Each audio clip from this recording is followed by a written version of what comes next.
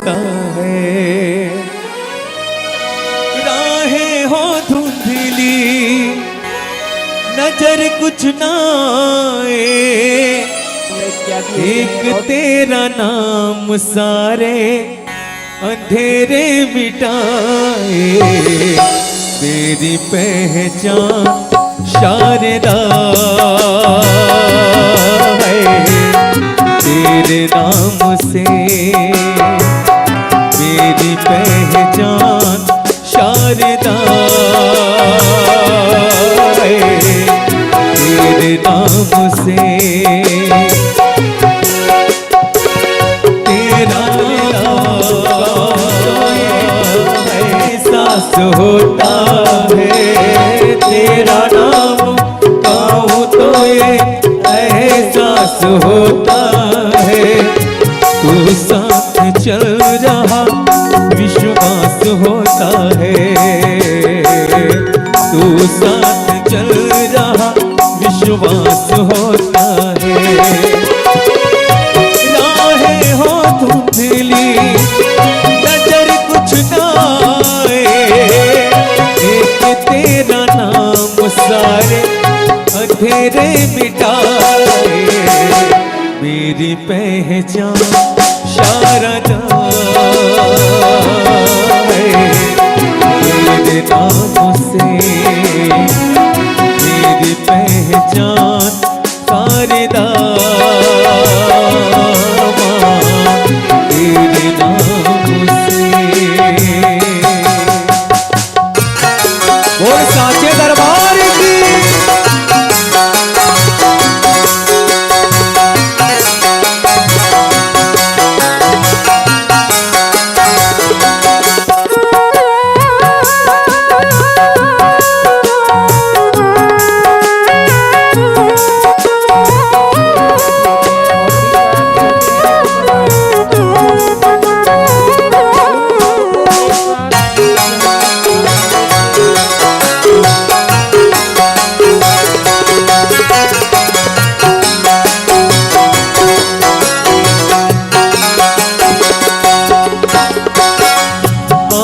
पड़े वार तेरे कष्ट को मिटा देना। पड़े वार तेरे कष्ट को मिटा देना। बिगड़ी बना देना, हर काम बना देना। बिगड़ी बना देना, हर काम बना देना। शारदा भवानी कहते हैं तुमको, लाजो मेरी रख दो, मेरी मैया तुम दो। मेरी पहचान शारदे है, तेरे नाम से मेरी पहचान शारदे है, तेरे नाम से, तेरे नाम से, तेरे नाम से, तेरे नाम से। बोले माँ सरस्वती की जय। इत्यादि होते हैं और भी कार्य होते हैं अनेकों प्रकार के। उन सबको एक साथ गीत संगीत ताल नृत्य इन सब का आयोजन जो है अपनी एक प्रमुख रूप से संचालन किए हुए भरत मुनि थे। और इधर जितना भी चल रहा है वह उन सब के प्रथम जो पृथ्वी में चल रहा है अभी, उसके प्रथम संचालन करता भरत मुनि ही है। वे अपने 100 शिष्यों के साथ में सब मंच का संचालन इत्यादि करते थे।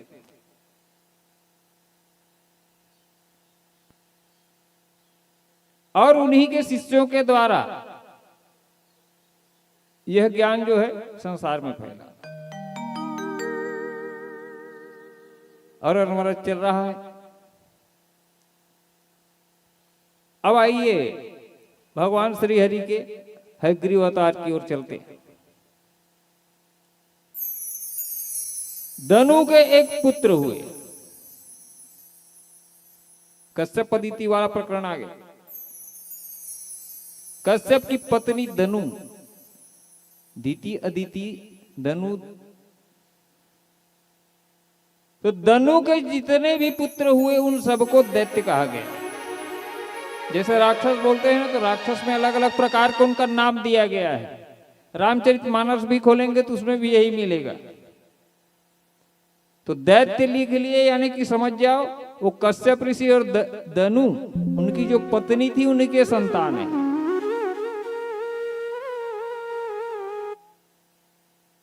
धनु के पुत्र हुए हैग्रीव।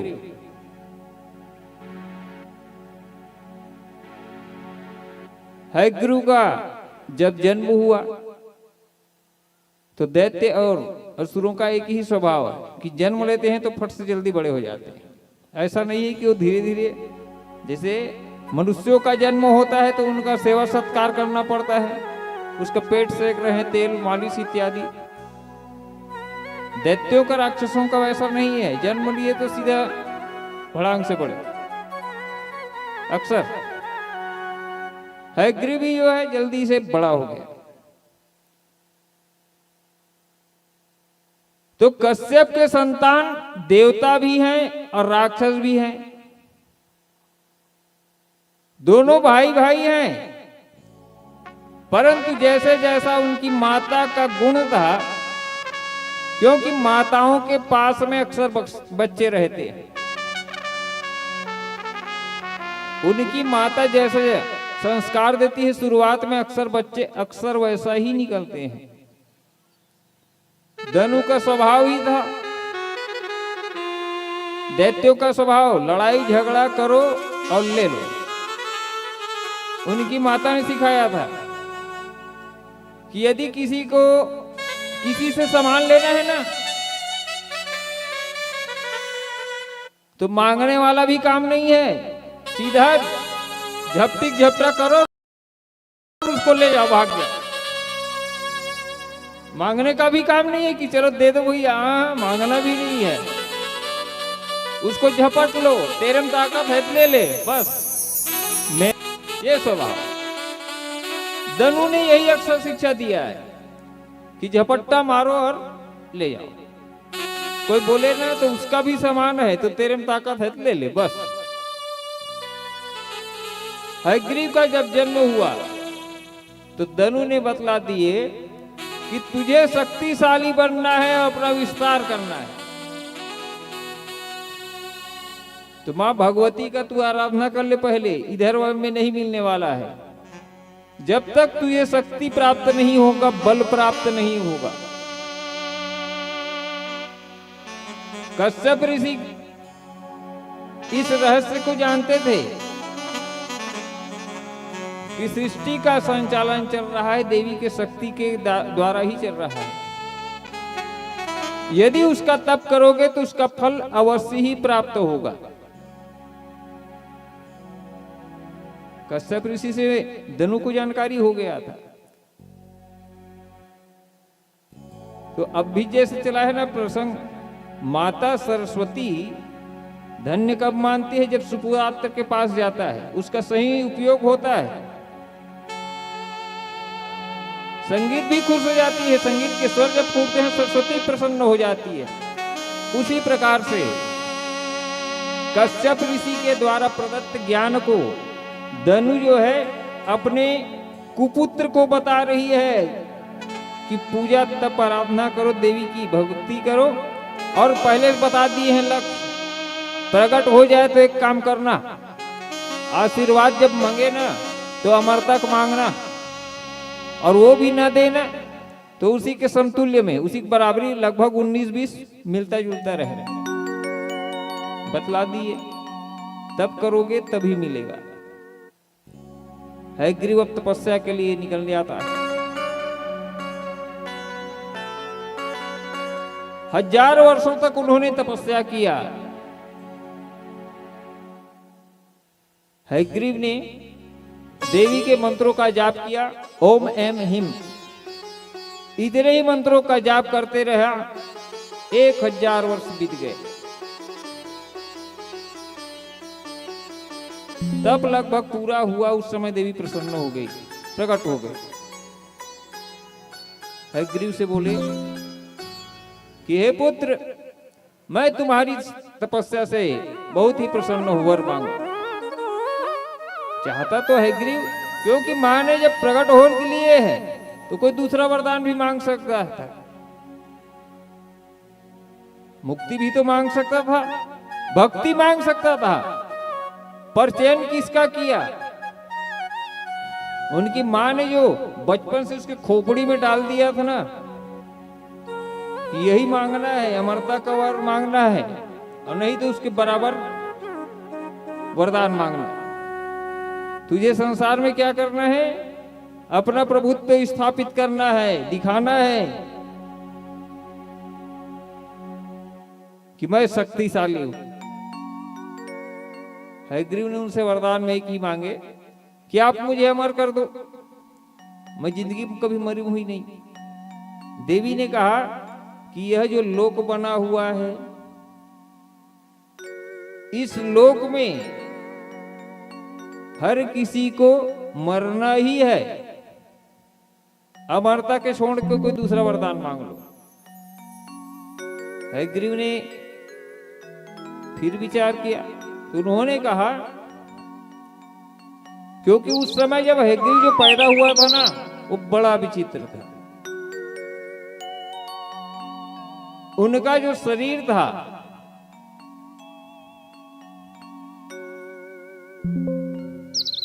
कल जैसे च्यवन ऋषि वाले प्रसंग में अश्विनी कुमारों का था, घोड़े का मुख घोड़े का था, उसी प्रकार से यह हयग्रीव था, उसका भी गर्दन घोड़े का था और पूरा शरीर आदमी का था। और वो दुनिया में एकलौता था ना, उसके समान दूसरा कोई नहीं था। धनु ने बतला दिए थे कि ऐसा इंसान जो है कोई नहीं है, और ज्यादा है तो यही वाला वरदान मांग लेना कि मेरे मृत्यु इन्हीं के समान, मेरे समान जो रहेगा उसी से हो। हयग्रीव ने वरदान में यही मांगा कि मेरी यदि मृत्यु हो तो मेरे समान वाले ही जो सामने में रहेंगे उन्हीं के हाथों में मेरा वध हो। देवी ने कहे कि ठीक है, आप जो वरदान चाहते हो वैसा ही होगा। तथास्तु बोले और माता अंतर ध्यान हो गई।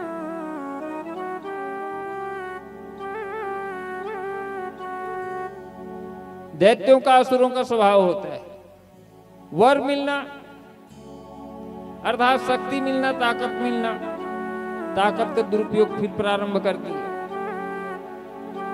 जितने ऋषि मुनि थे उनको फिर सताना चालू कर दिए।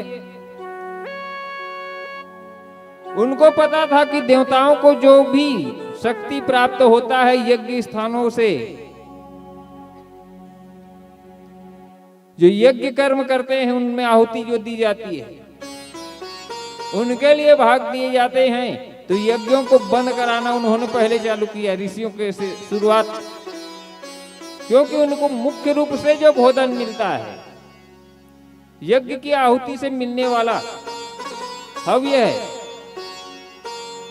उन्हीं से उनको मुख्य शक्ति प्राप्त होती है। और यज्ञ में भी एक विशेष है, यज्ञ जहां कहीं भी हो रहा है तो अग्नि सही बराबर तरीके से प्रज्वलित होना चाहिए। यदि अग्नि बराबर प्रज्वलित नहीं हो रहा है तो वह आहुति यदि पूर्ण रूप से नहीं जलेगा तो उनसे यजमान का नुकसान भी होता है, लाने वाले का, जो लकड़ी इत्यादि लाए हैं उनका भी और यजमान का भी। क्योंकि जैसे हम लोग भोजन खाते हैं, पकाते हैं,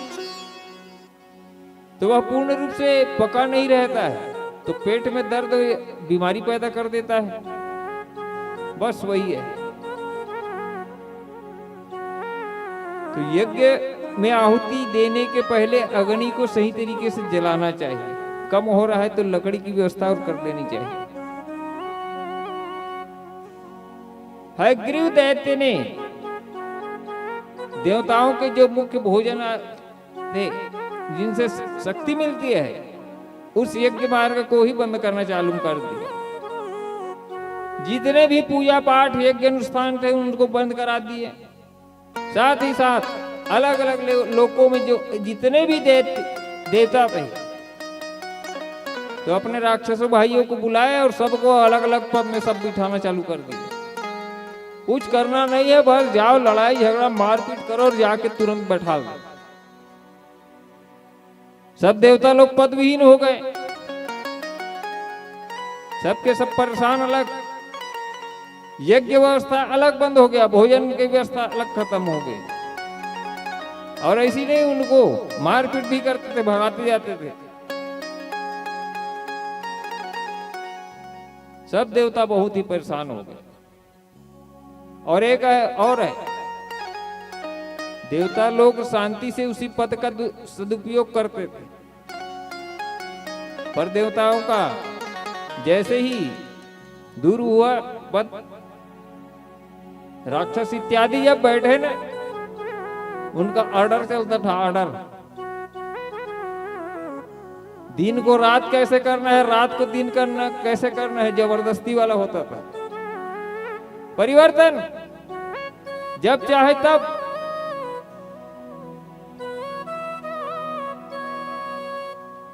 नदियां यदि बराबर बह रहा है ना, तो उसको भी, उनके लिए भी नीचे से जल ऊपर से नीचे की ओर हमेशा आता है। पानी भी डालोगे ना, तो जहां पे ऊपर रहेगा तो ऊपर से नीचे बहेगा पानी। पर उनका जब शासन चालू हुआ ना, तो सब उल्टा। पानी के लिए भी कि आपको नीचे से ऊपर की तरफ जाना है। हमारे छत्तीसगढ़ में है उल्टा पानी, एक स्थान है अंबिकापुर साइड, उल्टा पानी। जैसे इधर डालोगे पानी ना, तो डालोगे तो ऊपर से नीचे की ओर आएगा। अंबिकापुर साइड है ना, वहां का उल्टा है। पानी जो है नीचे से ऊपर की ओर जाता है। गाड़ी आप खड़े कर दोगे ना, तो गाड़ी का आप न्यूट्रल रख दो, और नीचे से ऊपर की ओर जाएगा। भारत में एक ही स्थान है, मेन पार्ट, जहां पे विज्ञान खत्म होता है वहीं पे अध्यात्म का आरंभ होता है। भारत भूमि एक ऐसा भूमि है जहां विश्व में कुछ अलग होता है, तो यहां कुछ अलग भी होता है। भारत भूमि की विशेषता है।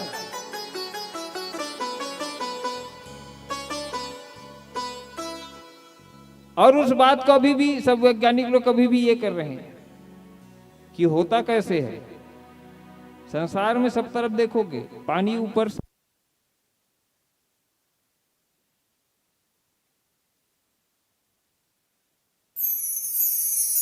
मेन पार्ट, छत्तीसगढ़ का मेन पार्ट अंबिकापुर,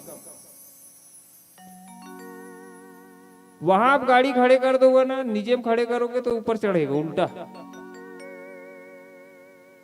तो भारत की भूमि एक ऐसा भूमि है जहां विश्व में जैसा चलता नहीं है नियम, उससे बिल्कुल अलग हट के नियम चलता है।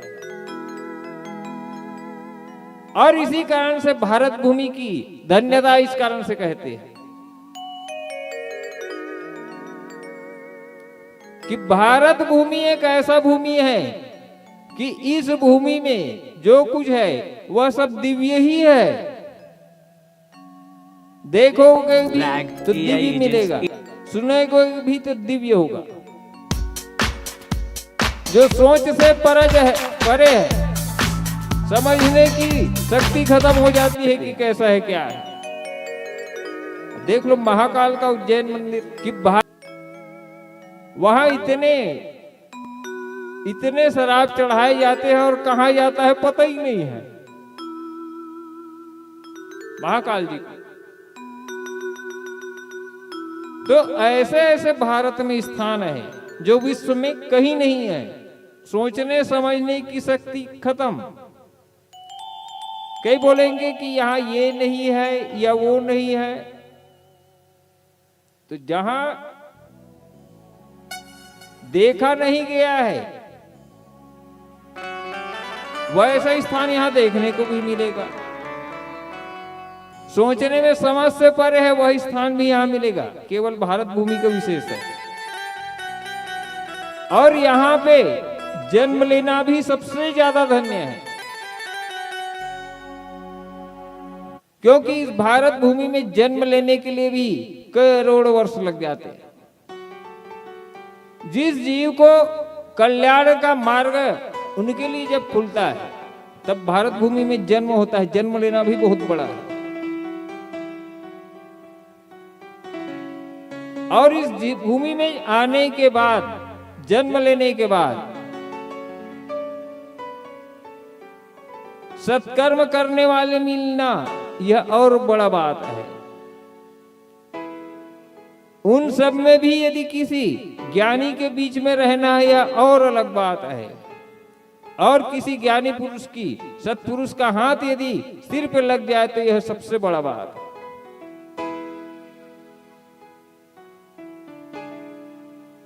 संसार के अन्य जितने भी द्वीप हैं और भारत भूमि को छोड़ करके उनके विषय में बतलाया गया है कि अन्य जितने भी द्वीप हैं और वहां पे रहने वाले वे सब अपने पूर्व जन्म के कर्मों का फल भोगने के लिए ही जन्म लेते हैं। भारत भूमि में पुण्य प्राप्त करने के लिए जन्म मिलता है। हयग्रीव ने सब यज्ञ इत्यादि को धीरे धीरे करके बंद करना प्रारंभ कर दिया। देवताओं को सब भगा दिया। सब काम उल्टा सीधा ही कराते थे अपने मन से। सूर्य को जहां उगना है तो कहीं भी बोल देते थे कि आपको यहां जाना है, जाओ प्रकाश करो। जैसे कहीं कार्यक्रम हो रहा है तो सूर्य को बोल देते थे कि नहीं, वहां फोकस मारना है। अरे तो पृथ्वी का पूरा संतुलन बिगड़ गया। दिन रात जब तक चल रहा है तब तक सब समझ में आ रहा है। रात को पेड़ लोग भी विश्राम करते हैं, रात को काटना नहीं चाहिए। जैसे फूल वगैरह भी तोड़ते हैं तो रात को इसी कारण नहीं तोड़ा जाता। वही भी आराम करते हैं ना, हम लोग जैसे सोते हैं ना वैसे वो भी आराम करते हैं। इसी कारण से उनको परेशान नहीं किया जाता। कुछ फल फूल है यदि अचानक लेना है, दिन डूबने वाला है तो उसको जगाना पड़ता है, जगा करके इस्तेमाल किया जाता है। रात को काटना भी सबसे परहेज है। जैसे हम लोगों में जान होती है उनमें भी जान होता है। हयग्रीव के जब शासन चालू हुआ तो सब उल्टा सीधा होना चालू हो गया, मनमौजी। देवता लोग एकदम ऐसी घूमते थे, अचानक मिल गए तो उनसे फिर मारपीट चालू हो जाता था। भागे भागे फिरते थे, जहां कहीं भी मिलता था ना, एक आध पहाड़। भारत भूमि एक ऐसा भूमि है छिपते थे कि इस भूमि जहां दिखे तो वही बड़ा पड़ चालू, वह सब दिव्य ही है।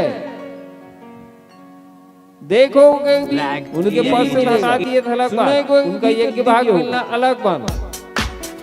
वो लोग सोच से परे है, समझने की शक्ति खत्म हो जाती है कि ऐसा मरेंगे तो नहीं परंतु दर्द तो लगेगा, मारेंगे। देख लो महाकाल का उज्जैन मंदिर की बाहर, वहां इतने देवता लोग अमृत पिए ना तो मरेंगे नहीं, शराब चढ़ाए जाते हैं और कहाँ जाता है लगेगा पक्का पता था। बस मारपीट करना। देवता लोग बहुत परेशान हो गए। अब देवताओं की माता कौन है? अदिति। अदिति देखे कि अपने जो पुत्र हैं जो देवगति को प्राप्त हुए हैं, अलग अलग पद में बैठे हुए थे, उनको देखे तो ये लोग सब छुप छुप के चल रहे हैं। अरे मिलना बंद, उनकी माँ के पास मिलना है तो जाना है तो देखे ना कि बड़ा भटकते थे।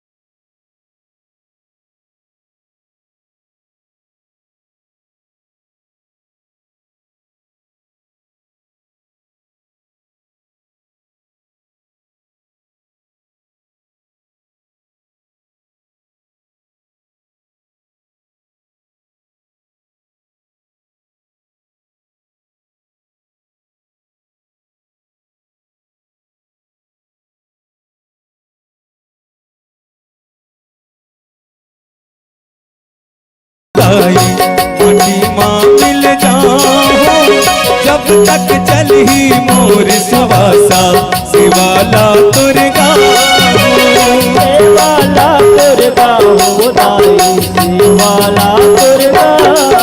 हाँ मैं माटी के पुत्री हूँ दाई। मैं पहले से बता देते हैं कि ये 4 महीने तक आपको यहाँ इकट्ठा होना है, अपना आत्म कल्याण करना है, मुक्ति करना है तो यहाँ आना पड़ेगा। पहले से बता देते हैं उनके गुरु लोग, यहाँ आना ही पड़ेगा।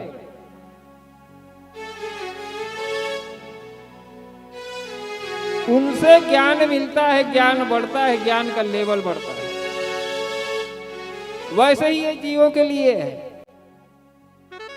आप लोग सोचते हैं कि अलग अलग, जैसे ब्राह्मण, क्षत्रिय, वैश्य, शूद्र 4 प्रकार के वर्ण हैं, सबके लिए अलग अलग कार्य है, पर मुक्ति के रास्ते भी सबके लिए अलग अलग बने हुए हैं। शूद्रों के लिए अन्य प्रकार की यदि सेवा भी कर रहे हैं, भक्ति भाव से कर रहे हैं, उनमें मुक्ति हो जाएगी। लंबा चौड़ा काम नहीं है उनके लिए। क्षत्रियों के लिए भी है, विदेश सेवा के लिए लड़ाई इत्यादि किए, रक्षा करने का काम क्षत्रियों के लिए है। वे अपना कार्य कर रहे हैं तो मुक्त हो जाएंगे, कोई बड़ा बात नहीं रहेगी, अपने धर्म का पालन करना। वैश्यों के लिए है जो व्यापार करने वाले हैं, बनिए इत्यादि व्यापारियों के लिए ईमानदारी पूर्वक व्यापार करो, मुक्ति हो जाएगी। पर ब्राह्मणों के लिए, उनके लिए यज्ञ अनुष्ठान, स्वाध्याय करना और अपने कर्म पर चलना आवश्यक है, तब होगा। कई लोग सोचते हैं कि ब्राह्मण लोग बहुत सुरक्षित हैं, सोचते होंगे, कई लोगों को होता है, पूजा पाठ इत्यादि होता है, ब्राह्मणों को जल्दी फटाफट मिलता है, बहुत चैन से रहते होंगे। सोच आपका गलत है। शुरुआत से ही कटते मरते आ रहे हैं ब्राह्मण लोग, वो आपका मन की सोच अलग है। देख लो, सुन लो, कहीं भी इतिहास के पन्ने को खोल लो, जब कोई भी असुर पैदा हुआ, यज्ञ अनुष्ठान नष्ट करना है पता है, तो यज्ञ अनुष्ठान करने वाले कौन है? ब्राह्मण लोग हैं। शुरुआत जब कभी भी मार पाट, लड़ाई झगड़ा हुआ है ना, तो सबसे पहले इसी को मुसेटे हैं पहले। लो,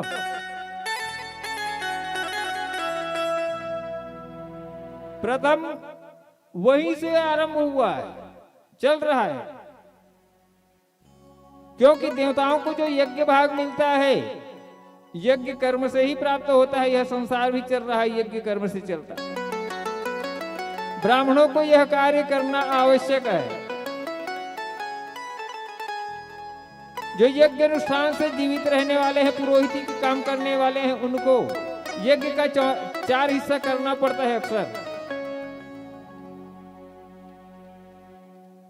4 हिस्से में अलग अलग उसका हिस्सा हो जाता है।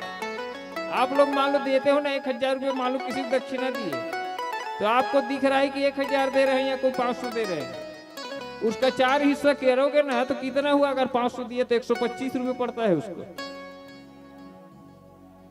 बाकी आप लोग सोचोगे नहीं उसको इतना दिए हैं। 4 हिस्सा होता है, उसमें 1 हिस्सा उसका है, बाकी 3 हिस्सा इधर उधर जाता है। शुरुआत से ही जितने भी ब्राह्मण हुए जो यज्ञ कर्म कांड कर रहे हैं, शुरुओं से उनके ऊपर हमेशा ही होता आ रहा है। असुरों ने देख लो, शुरुआत जो हुआ है सृष्टि रचना में लाइन से बतला दिया हूं, सब ब्राह्मण कुल के हैं। और इतने उत्पन्न हुए हैं को पूछो मत। बाकी यज्ञ अनुष्ठान कर करके सब बीच बीच में कट मार के मस्त कई लोग मुक्त हो गए। संख्या कहां ज्यादा, इसी कारण से नहीं है। जिनको ज्ञान प्राप्त हो गया है, यदि कट मर भी जाए कोई कम नहीं रहता। अपने आप को बचाने की कोशिश थोड़ी करते हैं, कोई नहीं करता। जिस ब्राह्मण को यदि ज्ञान की प्राप्ति हो गया है, मरने से नहीं डरते अक्सर।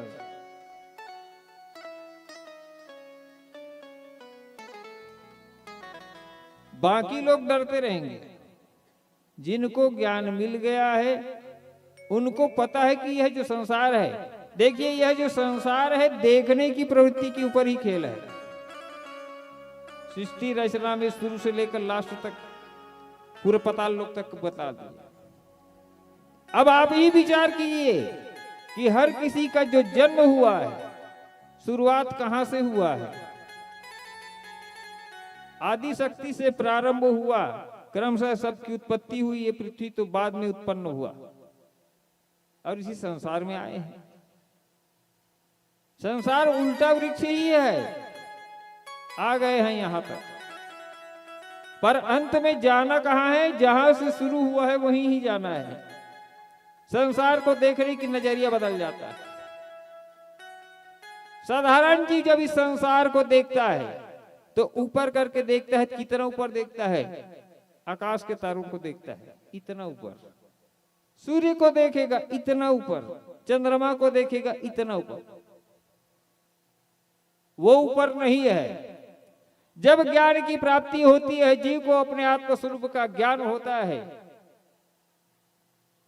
तो सूर्य चंद्रमा की ओर नहीं, जब कभी भी देखेगा तो अंतिम को देखता है। कि जैसे जिन्होंने जहां तक के ज्ञान मिला है अपने गुरु से, तो गुरु किसी को ब्रह्मलोक की सैर कराएगा, किसी को विष्णुलोक की सैर कराएगा।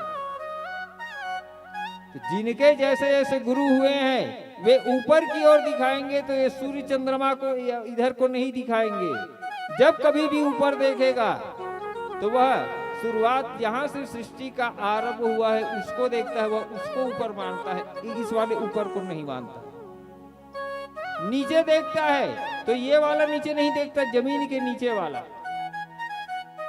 नीचे जो है बना हुआ है नरक कुंड, यही उसका अंतिम है। संसार को देखने का नजरिया इसी कारण से परिवर्तन होता है। पृथ्वी बीच में है, यहां से जब पतन होता है, जीव अपने कर्मों से विमुख होता है। इसी संसार में उलझा हुआ जब रहता है, दुष्कर्मों में फंसा हुआ रहता है, अपने आत्म कल्याण की ओर जब ध्यान नहीं देता है, तो ऐसा जीव जन्म मृत्यु को देने वाले और पाप रूपी कर्म करने से उसी नरक कुंड में गिरता है।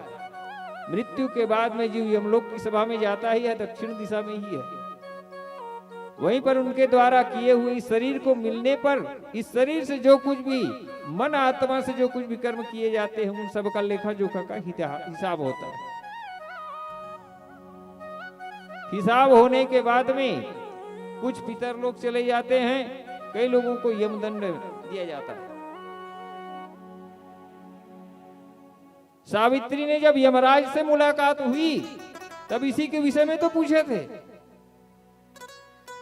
सत्यवान सावित्री का जो है, सत्यवान के जब प्राण निकले तो सावित्री जब यमलोक में गई ना, तो यमराज से इसी बात को पूछे कि हम, हे यमदेव जी, कौन सा कर्म करने से जीव को नरक में जाना पड़ता है, कौन से कर्म करने से पितृलोक की प्राप्ति होती है, कौन जो है स्वर्ग इत्यादि लोगों को प्राप्त करता है, कौन जीव मुक्ति को प्राप्त करता है। यही सब तो पूछे हैं, केवल कथाएं नहीं है उसमें। कई लोगों को बहुत ये होता है, साधारण सा कथा बस सुनते हैं। अरे कथा सुनने एक क्या है, माध्यम है, रास्ता है, और कुछ नहीं है। भाई जैसे बच्चा है, बच्चा बीमार पड़ा हुआ है, उसको रोग लगा हुआ है, उसका तबीयत खराब है, वो चल नहीं पा रहा है, या जो कोई भी समस्या है, उनको ठीक करना है। तो ठीक करने के लिए क्या करना पड़ेगा? कड़वा चीज को वह नहीं खा रहा है, उगल दे रहा है बाहर, तो माताएं उनको क्या करती है, शहद में मीठा मीठा करके कुछ भी करके तो उसको खिला देते हैं, ले खाओ। तो उसको थूकना बाहर करना बंद कर देते हैं। तो वैसी जो है कथाएं एक माध्यम है, एक रस है, रस। सीधा सीधा ज्ञान के रहस्य को बतलाओगे तो समझ में आने वाला नहीं होता है। ऐसा श्रोता बहुत बिरला ही मिलता है। जैसे गीता का ज्ञान है, गीता के ज्ञान में ऐसा है कि यदि शुरू से लेकर केवल जीव और ब्रह्म की बात की जाए तो समझ में घुसने वाला नहीं है, उसे कोई बिरला ही पकड़ पाता है। यह ज्ञान का उच्च क्षेत्र है। जब जीव और ब्रह्म की बात होती है तो वहां पर कोई कहानी किस्सा नहीं चलता है, सब एक चलता है। न राजा रहता है न रानी रहती, केवल जीव और ब्रह्म है। जब दो ज्ञानी मिलते हैं तो उसमें राजा रानी वाली कहानी खत्म हो जाता है, केवल जीव और ब्रह्म में बात चलेगा।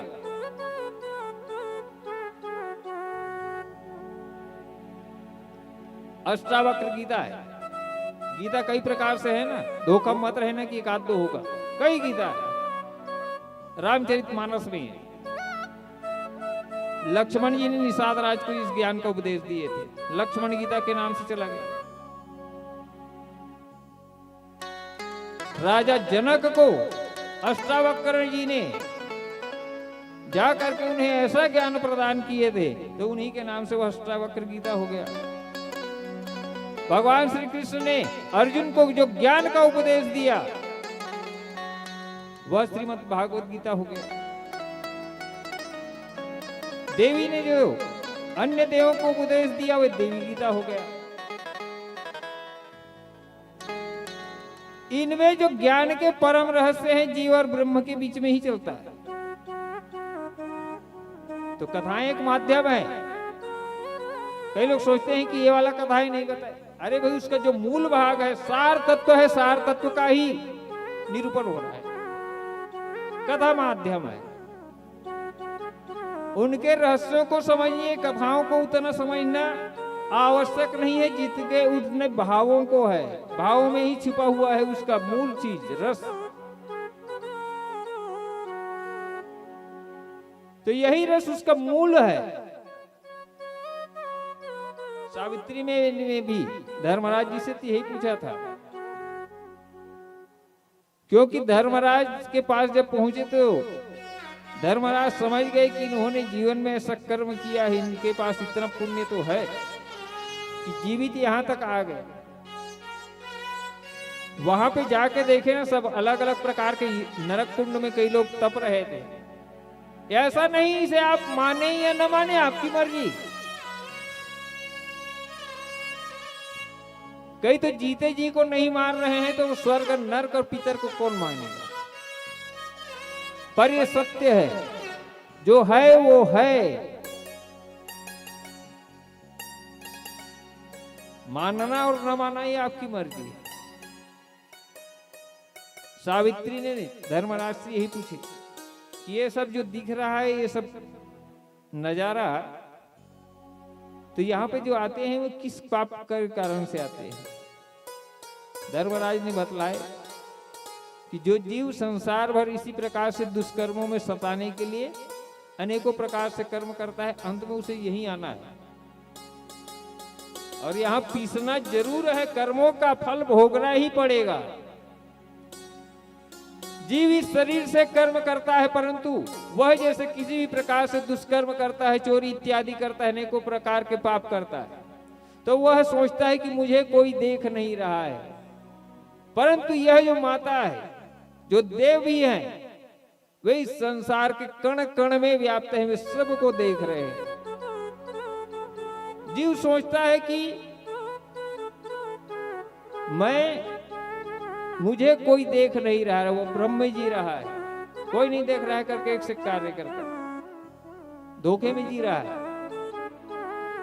उनके देखने वाले सूर्य देव हैं और अनेकों देव हैं जो पूजाओं में रहते हैं, शरीर में रहते हैं। यहां से जब जीव जाता है तो केवल पाप की बटरी जो बांध करके गया हुआ है, ऐसे जीवों का बिल्कुल जब हिसाब होता है तो वो वहीं के वहीं रह जाते हैं। अब एक और है, जिन लोगों का मृत्यु हो गया है, कई लोग जिंदगी भर केवल धन को इत्यादि को इकट्ठा कर लेते हैं, जिंदगी खत्म कर दी है। किसके लिए? अपने पुत्र पौत्र के लिए बस, क्योंकि ये पता ही नहीं और वो हकीकत को समझ भी नहीं रहा है ना, देख रहा है, बाकी समझने की कोशिश भी नहीं कर रहा है। इकट्ठा तो कर लिए, वो देख रहा है कि रोज मृत्यु हो रही है, रोज चिताएं जल रही है, रोज जन्म हो रहा है, फिर भी उसको होश नहीं हो आ रहा। शमशान घाट तक जाता है, देख रहा है कि वास्तव में रोज राखी शेष रहना है। जन्म लिया है तो कुछ लेकर के नहीं आया था, एक कपड़ा भी नहीं लाया था, कुछ नहीं, नंगा पैदा होता है, जाता भी है तो कुछ नहीं रहता, चीता दे करके आ रहा है, फिर भी उसे होश नहीं है। तो भाई उसकी अंतर आत्मा का आवाज ही निकल नहीं रहा है ना, और जानना नहीं चाह रहा है, तो उसको कौन समझाएगा बताओ। देख रहा है उसके बाद में भी, वो तो मृत्यु को प्राप्त हो गए, अन्य लोकों में चले गए, नरकों में वास भी हो गए, पितृलोक में भी गए।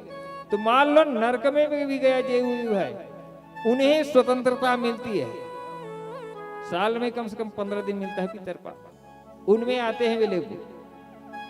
यही जो सोम मार्ग बताया ना, चंद्रमा का मार्ग सोम, उसी मार्ग से 15 दिन के लिए आते हैं जो पितरपाक लगता है उसमें। विज्ञान भी इस बात को आज तक समझने में नाकाम रहा है कि यही जो पितरपाक के 15 दिन होते हैं ना, उसमें चंद्रमा सबसे नजदीक से जाता है, पृथ्वी के सबसे नजदीक। और क्यों जाता है आज तक उसे उलझाया नहीं गया, सुलझाया नहीं जा सका है, उलझा का उलझा हुआ है। जबकि हमारे पुराणों में डायरेक्ट बतला दिए हैं कि 15 दिन चंद्रमा जो है, वही जो सोम मार्ग है, वह पृथ्वी में उतरने के लिए, पितरों के लिए सीढ़ी का निर्माण करता है। अमावसु एक किरण आता है, सूर्य के 1000 किरण है, उनमें से एक किरण अमावसु किरण है। वह किरण जब बनता है, वहां से निकलता है, तो चंद्रमा से टकरा करके एक सीढ़ी का निर्माण करता है, जिससे उन्हीं के माध्यम से वे सब उतरते हैं। और 15 दिन तक एकदम नजदीक रहता है, आते हैं, देखते हैं। जो मृत्यु को प्राप्त हो गए हैं, वे देखते हैं कि हमने जीते जी तो जो कुछ भी धन था, इससे हम अपने लिए पुण्य कर्म कर सकते थे, यज्ञ अनुष्ठान कर सकते थे, अपनी मुक्ति के लिए रास्ता भी बना सकते थे, पर नहीं कर पाए। तो जिनके लिए हमने धन ही छोड़े हुए हैं, कम से कम वे हमारे लिए मुक्ति का मार्ग तो कर सके, कम से कम हमें जल तर्पण तो कर सके, हमारे लिए कुछ दान दक्षिणा तो दे सके। भाई उसे केवल कुछ नहीं है तो केवल जल दे दो बाकी प्राप्त होता है, संतुष्टि प्राप्त हो जाती है। तिल युक्त जल अर्पण करो, उसी से संतुष्ट हो जाएगा।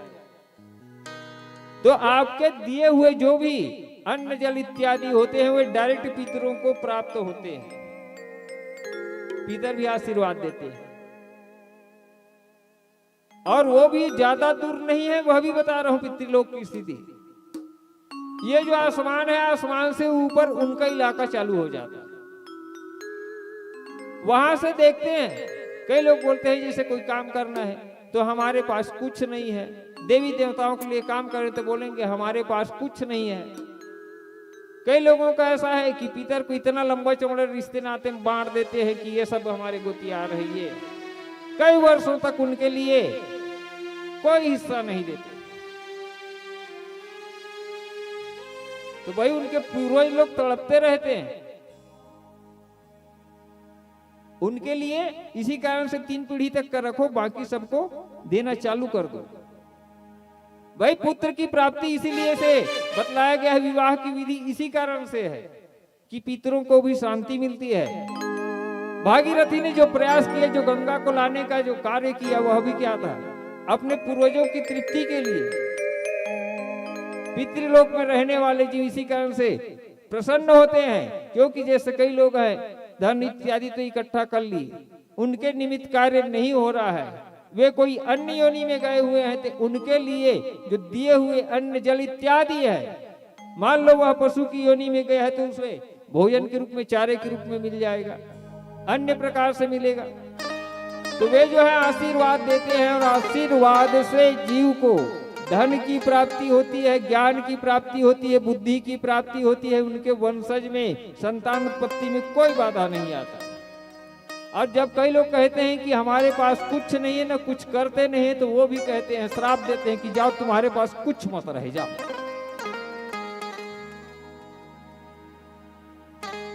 क्योंकि जिन्होंने आपके लिए इतना सब कार्य किया, मान लो ठीक है उन्होंने अज्ञानता वश नहीं किया तो उनको मरने के बाद में भी पश्चाताप होता है। वे भी विचार करते हैं कि हमारे वंश में कोई हो, कम से कम हमने जो गलती किया वो गलती सामने वाला ना करे। बल्कि ऐसा है कि 7 पीढ़ी ऊपर और 7 पीढ़ी नीचे, जिनके यहाँ परिवार में यदि कोई ज्ञानी पैदा हो गए, वे 7 दूनी 14 पीढ़ी को तार देते हैं अकेला। तो वे भी सोचते हैं कि हमारे पीढ़ी में कोई ऐसा हो जाए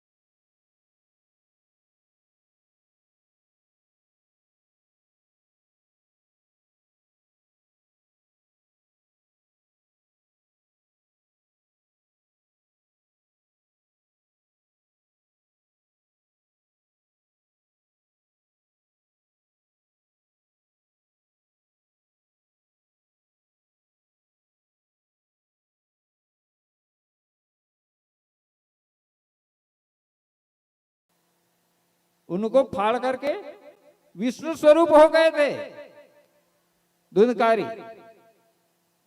विमान में जब आया ना तो गोकर्ण को प्रणाम किए कि गोकर्ण जी आपने ऐसी कथा बताई और इनको इतना दिव्य ज्ञान दिया कि ये सब विष्णु स्वरूप हो गए। गोकर्ण जी ने पूछा कि ठीक है, मैंने मान लो जैसा भी बतलाया हो टूटी फूटी भाषा में, परंतु विमान जब आया है तो एक ठो क्यों आया, पूछ लिए। उस समय विष्णु पार्षदों ने बतलाए कि सुनने वाले तो इतने थे, परंतु मन लगाकर निर्मल। पिताजी रथ बनाते हैं, चलाते हैं, तो रथ चलाने के काम उनके पिताजी को दे दिए। तो उनको बतलाए कि आप भी रथ चलाने के काम में, अब इधर जो पांडवों का जन्म हुआ है तो वो लोग राजकुमार हुए थे, उनका रथ हाँकने का काम इनको कर्ण को मिला। तो कर्ण को लोगों को जब शिक्षा देते थे ना, तो उस समय ये बहुत ही तीव्र से पहले से सीख चुके थे। परंतु एक बार जब सोण ने कर्ण को ही बचाने के लिए वेद मंत्रों का पाठ किया, तो उनके मुख में गरम स्वर्ण के पिघला करके मुख में डाला गया, तो उनकी मृत्यु हो जाती है। और इस कार्य को देखने के बाद में कर्ण जो है उसी दिन से प्रतिज्ञा भूल जाते हैं। बता देते हैं भीष्म पितामह कि आज के बाद जो है, क्योंकि उस समय उनकी जो मां राधा थी ना, राधा कर्ण को, क्योंकि कर्ण ने सोन की कई बार जान बचाए थे, उनके लिए इतना काम किए थे कर्ण कि राधा जो है पहले प्रेम नहीं करती थी, परंतु प्रेम करती थी और उसके बातों को समझती थी कि वास्तव में इनका उद्देश्य क्या है और हकीकत में क्या हो रहा है। उस दिन कर्ण को राधा खुद स्वतंत्र करती है कि तुम जो कर रहे थे वह सही है। भाई जो बात से नहीं मानता है ना, सही से नहीं मानता है, तो लातों का आदमी जो है बातों से मानने वाला नहीं है। लात की भाषा समझने वाला लात की भाषा ही समझता है। और इसी कारण से राधा ने उनको मुक्त कर दिया कि जिस बाण को तुमने धारण किया था वही बाण ही इसका सही वास्तव है। बाण की भाषा जो है बाण से ही है, क्योंकि बाण में वो ताकत थी कि जितने भी अस्त्र शस्त्र थे उन सब में सबसे ज्यादा बाण की शक्ति थी। लड़ाई के लिए सर्वप्रथम जैसे अभी गोला बारूद इत्यादि चलता है ना, तो बाण की शक्ति के सामने कोई दूसरा शक्ति नहीं चलता था। मान लो जैसे गदा युद्ध है, तो गदा युद्ध में इधर को मारे, इधर को मारो, इधर के मारे, परंतु जो धनुष की शक्ति थी उनमें ब्रह्मा जैसे आता है कि ब्रह्मांड अस्त्र चला दिए, ब्रह्मास्त्र चला दिए। ब्रह्मा जी का अस्त्र है ब्रह्मास्त्र। दूसरा नंबर है उससे पावरफुल ब्रह्मांड अस्त्र, दूसरा नंबर पावरफुल है। और तो तीनों का काम है। तीसरा नंबर है ब्रह्म शिरास्त्र। ब्रह्मास्त्र यह है कि ब्रह्मलोक के नजदीक तक का इलाका उसको भस्मीभूत कर सकता है। ब्रह्मांड अस्त्र है, आधे ब्रह्मांड को समाप्त कर सकता है। और ब्रह्म शिरास्त्र जो है पूरे ब्रह्मा जी को, पूरे लोक को पूरा भस्म कर। यह है ब्रह्मा जी के तीन।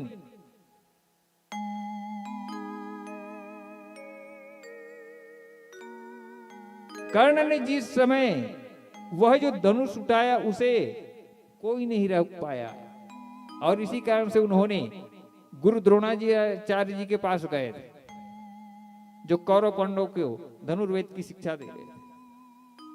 द्रोण ने मना कर दिए।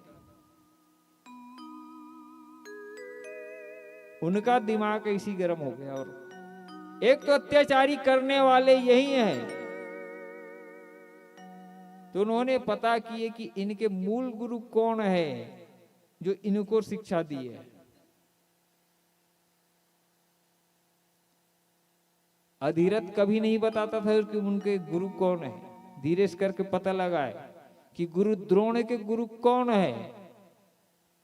अब द्रोण यानी चेला, ये तो चेला बना है ना, गुरु बना है अभी, तो भाई इसके गुरु और भी कोई होंगे पता किए, तो कौन है?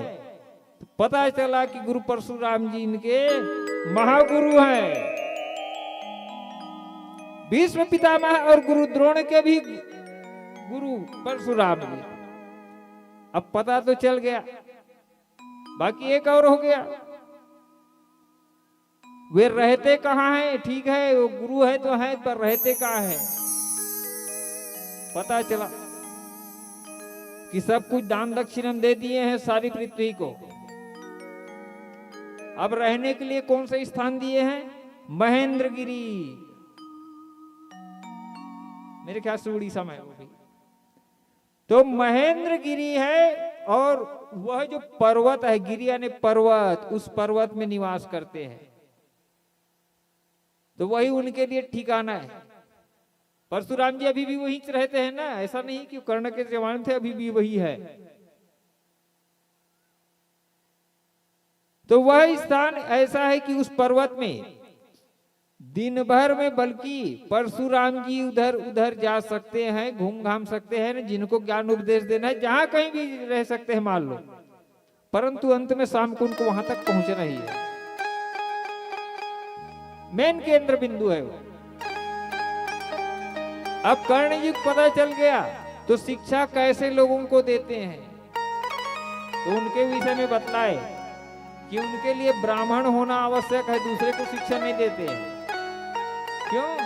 क्योंकि ब्राह्मण लोग जो है ना अपनी बुद्धि का सही जगह पर सही इस्तेमाल प्रथम करते हैं। भाई ज्ञान दो तो उसका दुरुपयोग अक्सर ना हो। इसी कारण से परशुराम जी ने केवल ब्राह्मणों के लिए नियत किया था। उसकी शिष्य का पहले परीक्षण किया जाता था, उसके बाद में ज्ञान प्रदान किया जाता था। उनके मतलब को समझ गए कि इनके लिए यदि मैं जाऊंगा और डायरेक्ट बताऊंगा तो फिर ये ज्ञान नहीं देंगे, क्योंकि इनका नियम है कि केवल ब्राह्मणों को ज्ञान देना है। सर्वप्रथम कर्ण ने ब्राह्मण के जो गुण है, उनके कर्म है, इन सबको शिक्षा लिया कुछ अलग ऋषि से। वहां ने उन्होंने चारों वेदों के ज्ञान को ग्रहण कर लिया, उनके कर्मों को ग्रहण कर लिया, और यही जीवन में कर्ण का सबसे बड़ा कल्याणकारी सिद्ध हुआ है। लगता जरूर है सबको कि अन्य प्रकार से हुआ है। जब उन्होंने ज्ञान की ऋचाओं को, ज्ञान के परम रहस्यों को जब उनसे ग्रहण किए तो जीवन में शीतलता आ गई। आधा परिवर्तन तो वहीं हो गया। वहां से शिक्षा लेने के बाद में भगवान परशुराम जी के पास पहुंचते हैं। जब परशुराम जी के आश्रम में पहुंचे तो उनसे निवेदन किए कि मुझे आपसे शिक्षा लेना है। परशुराम जी पहले मना किए, परंतु वह उनकी सेवा आराधना करते रहे, और उन्होंने अंततः शिष्य बनाना स्वीकार कर लिया। परंतु उनके लिए वही परीक्षा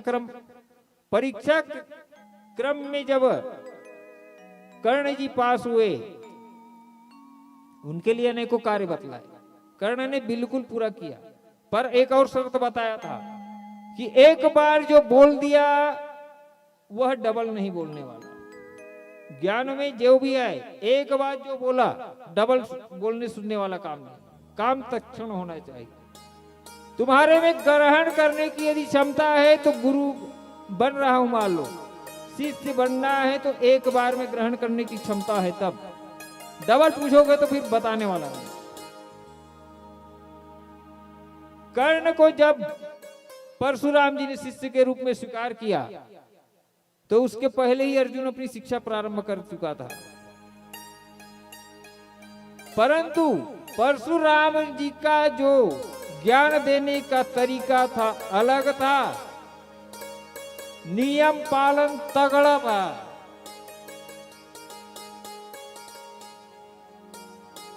हर चीज एकदम इतना स्पेशल रखा था। जिस टाइम में जिस कार्य को करना है यानी करना है, एक बार बोल दिया तो डबल बोलने वाला नहीं। और जिस दिन तुमने ये सब काम बंद कर दिए ना तो मेरा शिष्य बनने के लायक नहीं, कट। पर कर्ण में लगन थी, सारे कार्यों को करता था, सारी बातों को ग्रहण करता था, जो जो भी विद्याएं देता था उनको फटाफट ग्रहण कर लेता था। एक भजन के बाद बाकी प्रसंग बताने का प्रयास करेंगे। बोलिए अपने मैया की।